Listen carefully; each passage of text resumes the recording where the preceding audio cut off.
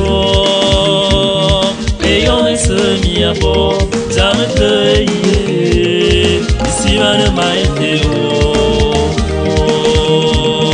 eyon esemi abo zamete ye isimane maite o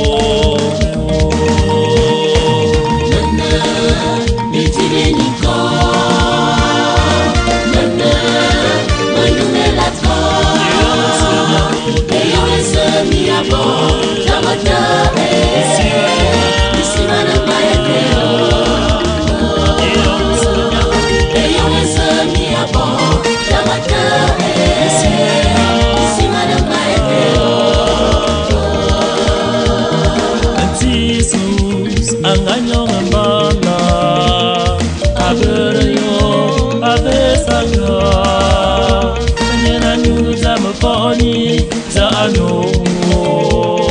ingabe bana sudano nana bitiriniko nana manumela tro eyo esemi abo tamata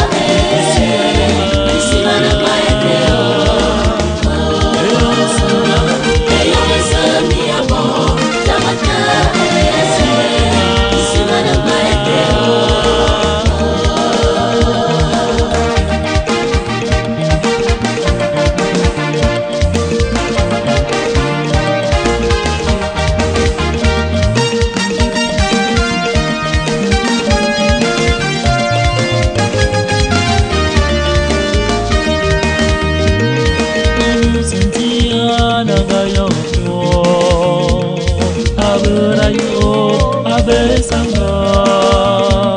yena kometinga moponi nya ano etimelade ya pepambuya nana bitiriniko nana manumela tro eyo esemi abo tamata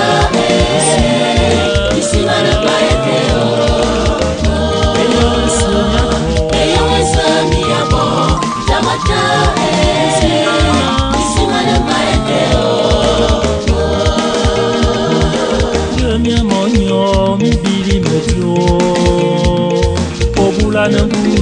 aucun la taille,